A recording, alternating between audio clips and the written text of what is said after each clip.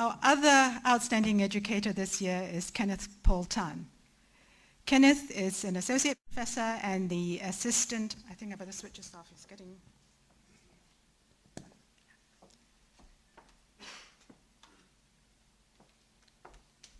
Kenneth is the Assistant Dean of Academic Affairs in the Lee Kuan Yew School of Public Policy. He took a double first in economics and politics at Bristol, and then subsequently won a Lee Kuan Yew postgraduate scholarship which took him to Cambridge for his PhD. He joined NUS in 2000 and was on a joint appointment with the Department of Political Science and the University Scholars Program. Kenneth very quickly proved his worth, garnering no less than 10, I think more than 10 teaching awards in less than 10 years. And this is the more remarkable in that he was also actively doing research. Kenneth has published in various journals and he has authored 2 books. The first is Renaissance Singapore, Economics, Culture and Politics, and the second is Cinema and Television in Singapore. So it's no surprise that he sits on the boards of the Asian Film Archive and also the Necessary Stage. Now, Kenneth doesn't just sit on the board. He actually gets his hands dirty by composing music for some of the performances of the Necessary Stage. So obviously, Kenneth is a man of many talents, and I look forward to hearing his views about uncritical pragmatism, education for doers who can think and thinkers who can do. Please join me in inviting Kenneth to the podium. Kenneth, please.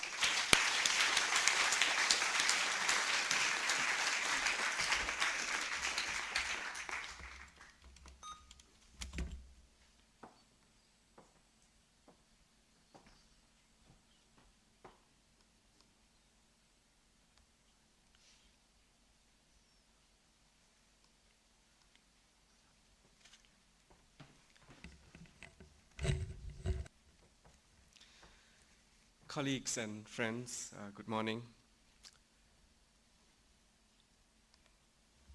Pragmatism is today celebrated around the world as a virtue of contemporary decision-making. The ability to adapt to changing circumstances, to focus on achieving results, and to compare options using cost-benefit approaches is highly valued over inflexible obedience to totalizing dogma and stubborn habits. In public administration, pragmatism is opposed to the worst forms of bureaucracy. In politics, close-mindedness, extremism, fundamentalism are mitigated by various moderate third-way approaches that deconstruct competing ideologies such as liberalism, capitalism, socialism, in order to eclectically combine their best aspects, leaving behind the unhelpful, irrelevant, and harmful fragments. In Singapore, pragmatism is held up as a pillar of governance and a cultural reason for the nation's widely acknowledged success, achieved, it is commonly argued, through policies whose overriding objective is to ensure continuous economic growth. The right thing to do to achieve this continuous economic growth will depend on the context. And it is, in fact, whatever works best in that context at that point of time. For instance,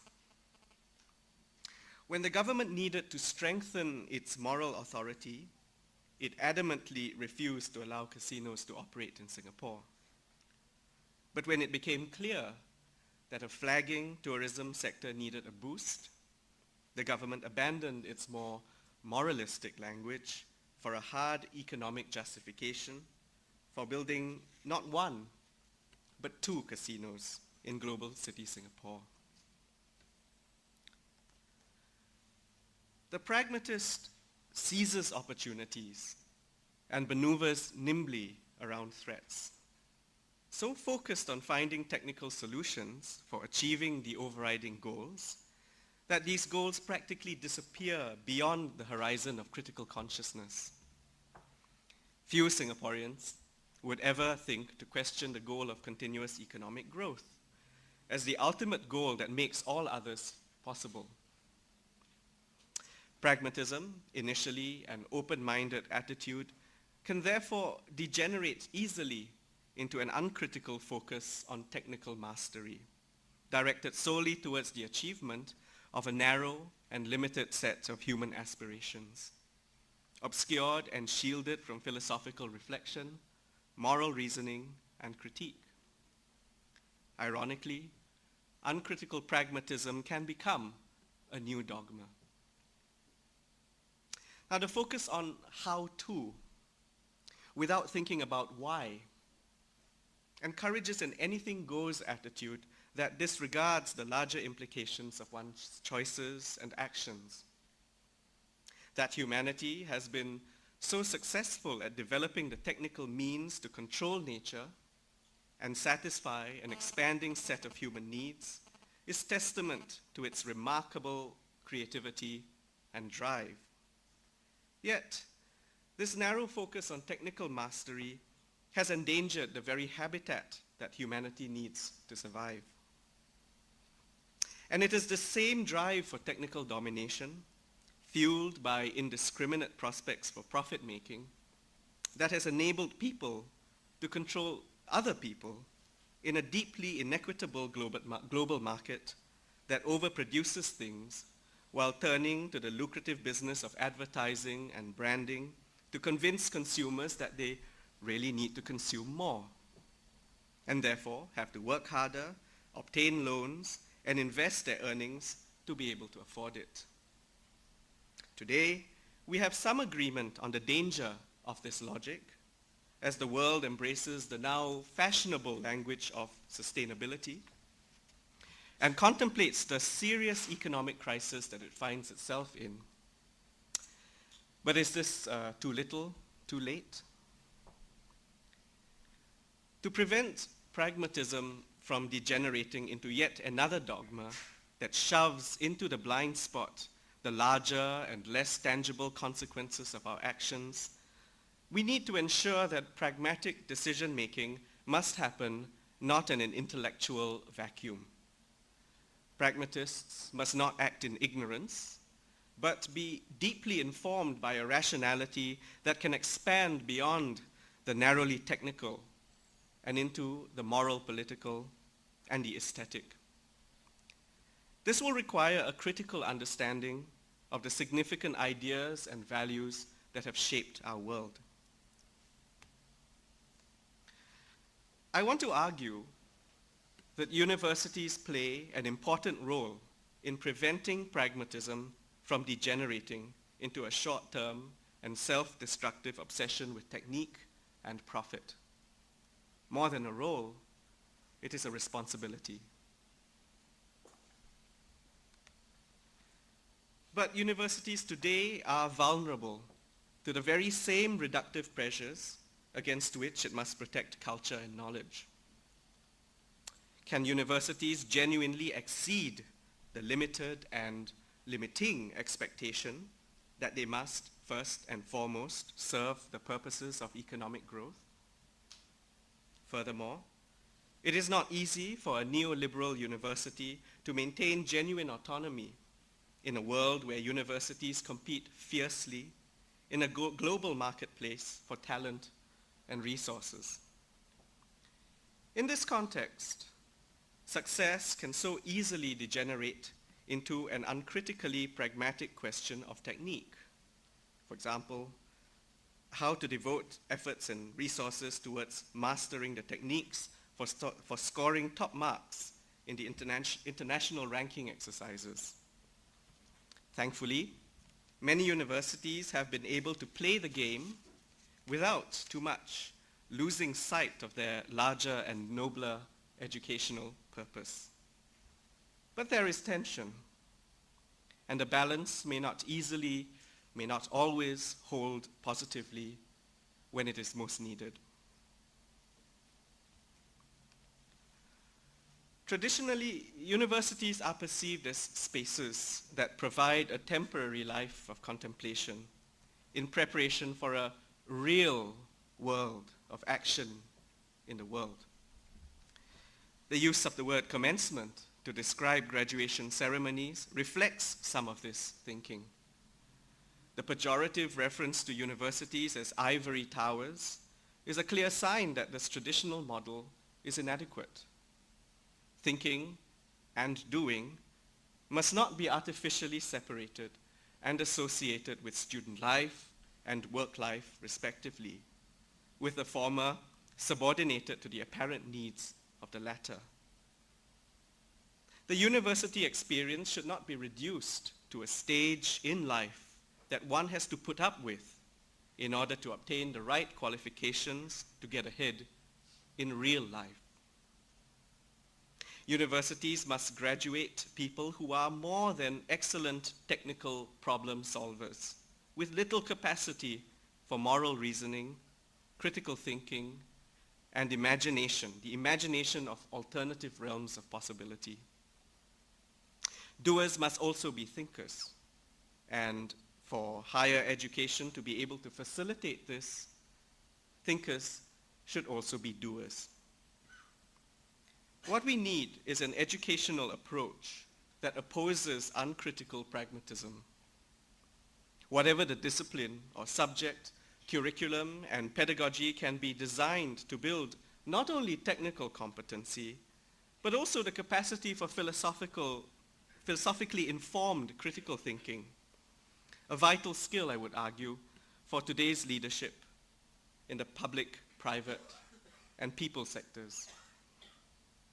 I know that many of my NUS colleagues are driven by a similar ethic and are very experienced and successful at performing their vocation according to these values.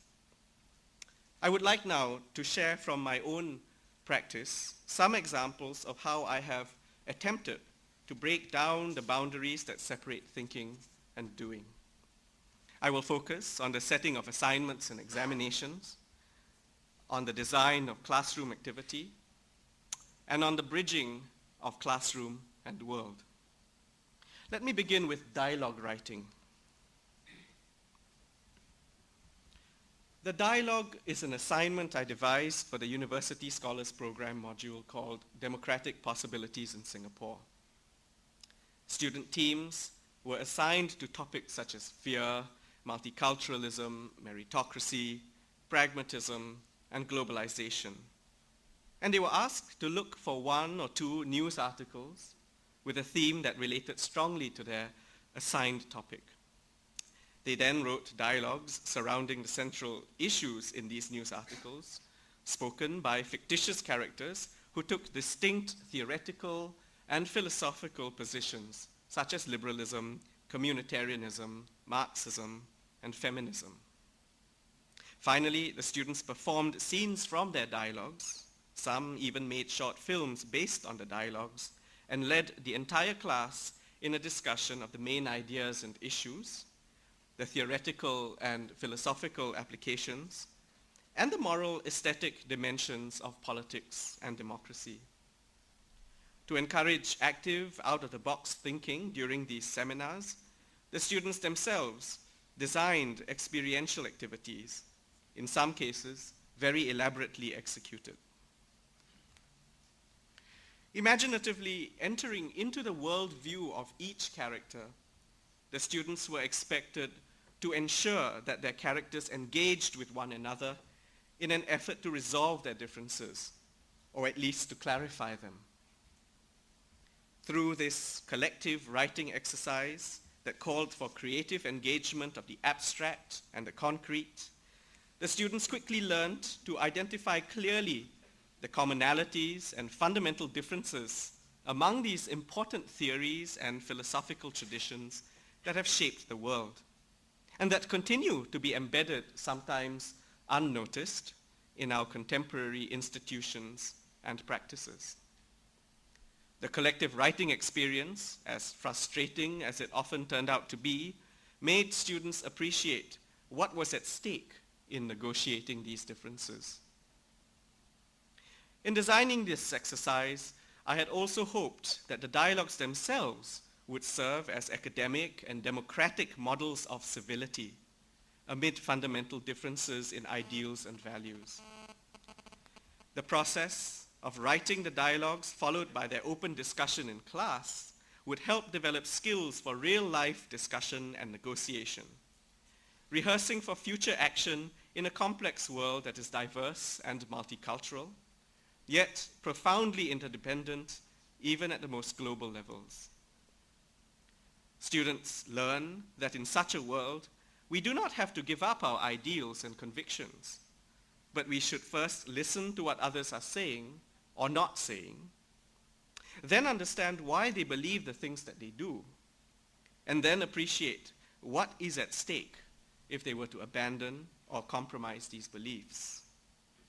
Only then can our own ideals be nuanced and strengthened, not by dogmatic insistence, but by critical engagement with others and oneself.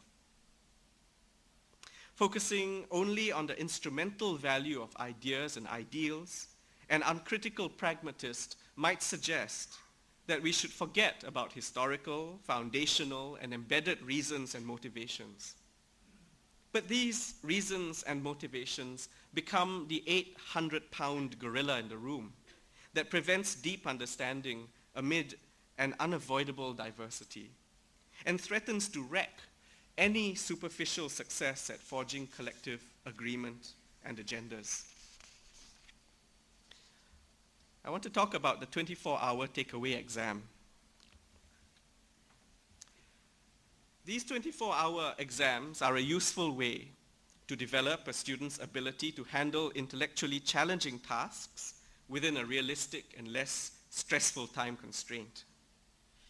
They also allow, in fact, they demand more original, unexpected, and sophisticated questions to be set that require students to apply and critique what they have learned rather than regurgitate this material as a demonstration of their short-term memory. Such questions call for deep understanding of concepts and analytical tools, and sufficient imagination to look beyond issues and contexts discussed in class. The 24-hour exam gives students the opportunity to produce good quality responses that demonstrate their capabilities while retaining the important element of working under pressure, but doing this in a more realistic setting than a 2-hour closed book exam.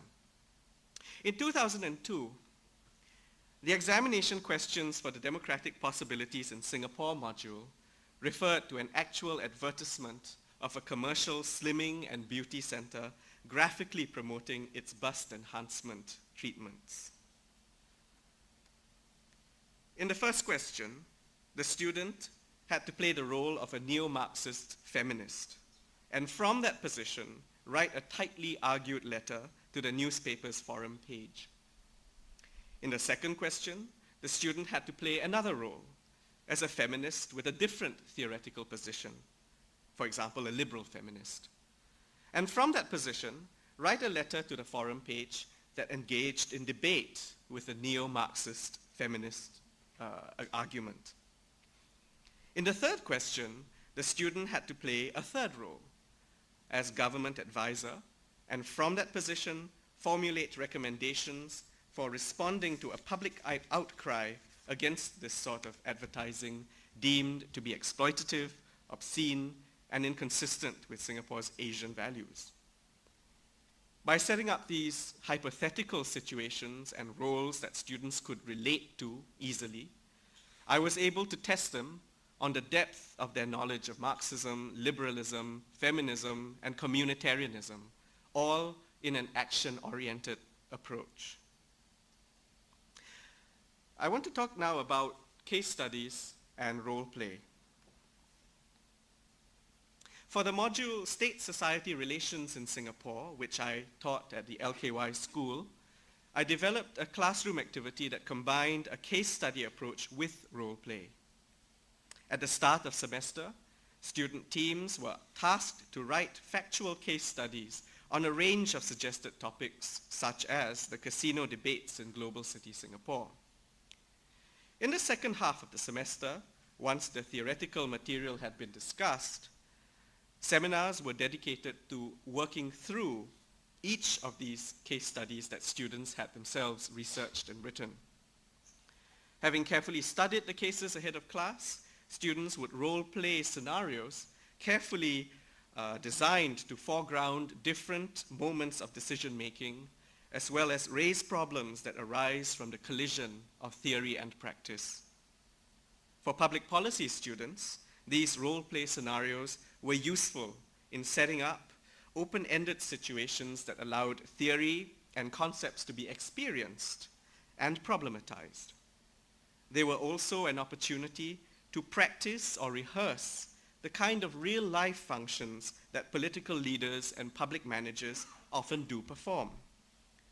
For instance, the team that wrote a case on the casino debates were asked to imagine that they were corporate communications executives in various relevant ministries who, in 2004, were tasked to brainstorm ideas in order to produce an outline for a comprehensive press statement by the Minister for Trade and Industry, announcing the government's decision to go ahead with the integrated resorts proposal. Students were also asked to cooperate on drafting some talking points in anticipation of questions from the press and other stakeholders who may be present at the press conference. Through this exercise, students used research skills, in this case library work and interviews, to write the case studies. They engaged with the more conceptual material introduced in class to frame the empirical data so that key learning points would come to the foreground. And through role play, they actively experienced the situations, dilemmas, and challenges of working and negotiating with one another in a scenario that may in fact serve as a rehearsal for real life. I'd like now to talk about service learning. My efforts to develop service learning at NUS are perhaps the most elaborate example of how I have attempted to connect the classroom with society. Service learning is a two-way process through which students can learn how to deal with the many complications of connecting theory and practice. Through attachments and projects designed specifically to enable critical engagement with society, students can enrich their classroom learning and actually experience for themselves how ideas, values, debates, and contradictions actually play out in social and political life. Through classroom learning, students acquire different analytical lenses for making sense of a complex reality, learning how to make judgments and decisions within such complexity. This two-way process, which rarely happens without design, instantly transforms students into social agents and empowers them in profound and often unpredictable ways. Civil Society Theory and Practice was an advanced module mounted by the Faculty of Arts and Social Sciences for the University Scholars Program. I designed and taught this module together with Professor Philip Holden, who is seated in the audience. And I want to register my thanks to him. I have learned many, many things from working with him. In this module, students were required to dialectically engage the experience they gained on semester-long practical attachments to civil society organizations with theoretical and comparative case study materials discussed in class. The attachments provided students with the opportunity to work with organizations in the identification of real community needs and the co-execution of projects through which these needs could be authentically and realistically addressed. A central question was, how do we make sense from diverse and often incompatible sources of and approaches to knowledge on the one hand, and experiences gained from practical exposure on the other hand? Writing assignments and closing seminar sessions were designed to provoke sustained critical reflection on their experiences and their theoretical knowledge. Over 10 weeks, students gained some first-hand experience of the life of civil society organizations including the more mundane aspects of their work. Partner organizations have included Action for AIDS, Aware, Consumer Association of Singapore, Nature Society, Rainbow Center, Singapore Heritage Society, Singapore International Foundation, Teen Challenge, The Necessary Stage, Theatre Works, and Transient Workers Count too. In their closing seminars, students devised various creative means of conveying the significance of their attachment experience and what they made of the often contradictory, or at least untidy, relationships between theory and practice. Let me conclude. Today, I have argued that pragmatism can serve us well in a diverse, multicultural, and globalized world. I have also argued that pragmatism can easily degenerate into an unthinking mindset, more dogmatic than any ideology that it pretends to distance itself from. Uncritical pragmatism engenders the doer who will not think beyond the most narrowly technical and profitable. The doer who is incapable of moral reasoning, critical thinking, creativity, and imagination. The doer who despises such things as naive, time-wasting, or troublesome. The doer who will not think engenders and imprisons in a stereotypical ivory tower its very opposite, the thinker who will not do. I have argued that universities must now, more than ever, break down these barriers between thinking and doing. They must resist the temptation to appear superficially practical and useful to the powerful doers who will not think. If, indeed, this will mean compromising their mission to educate people more holistically so that they will have the philosophical capacity to understand what it really means to be in the service of humanity. I want to end by thanking CDTL for this wonderful opportunity to share these ideas. I want to also thank my colleagues from whom I've learned many things, and I want to thank my students who, without their knowing it, were also my teachers. Thank you.